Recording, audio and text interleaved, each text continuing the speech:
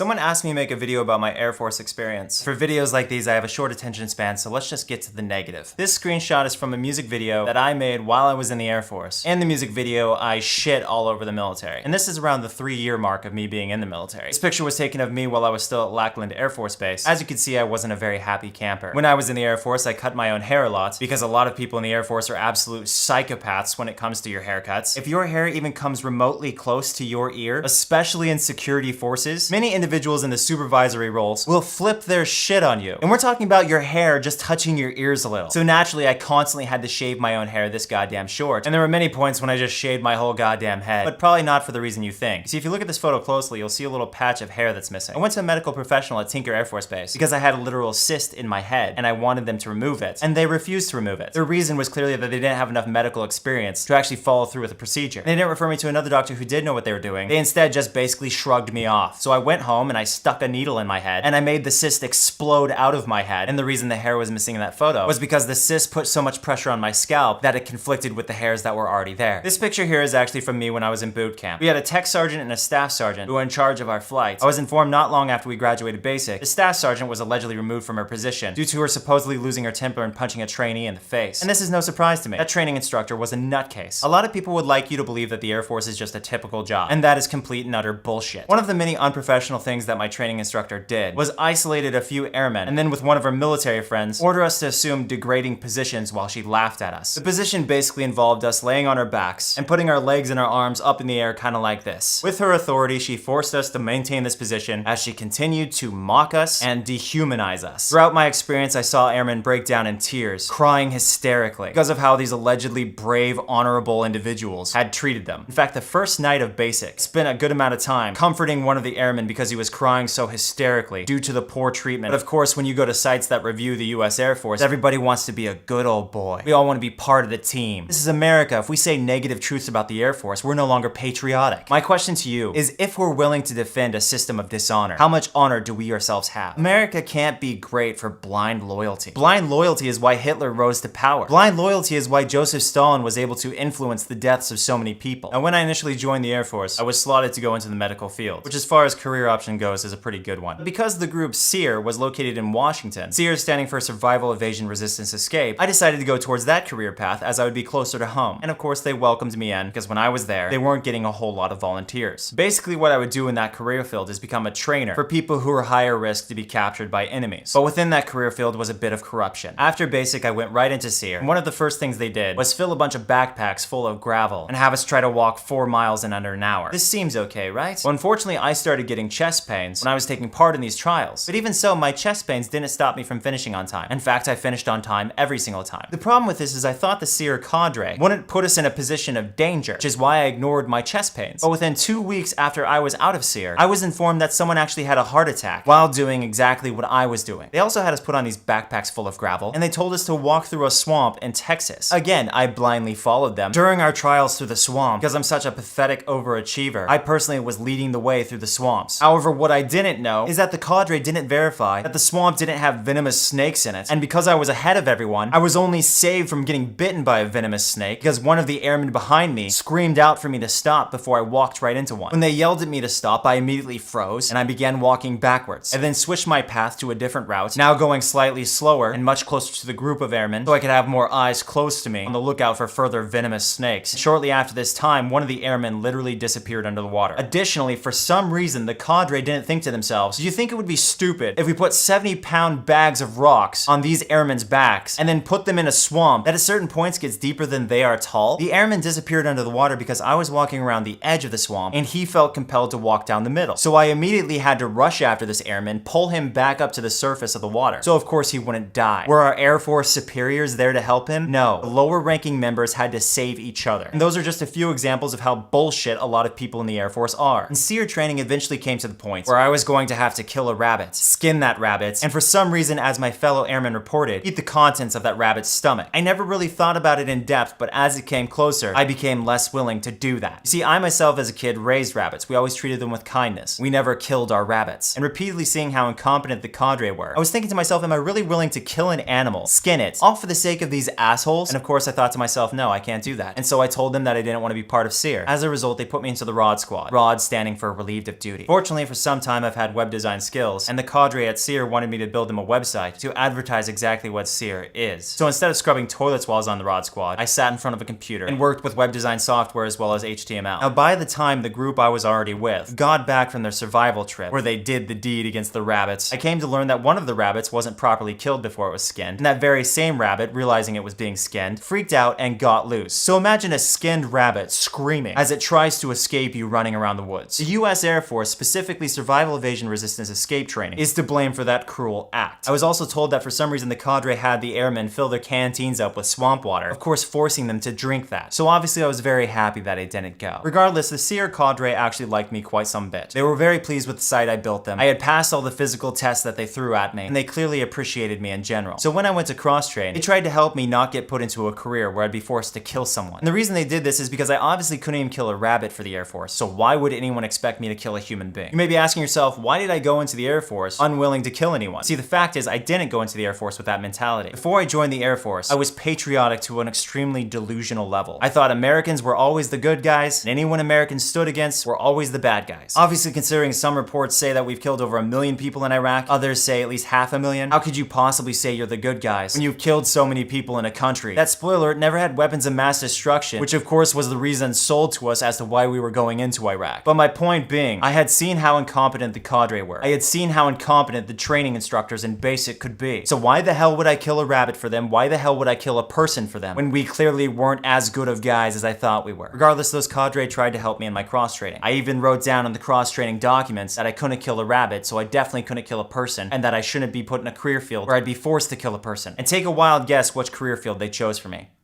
Security forces. That's right.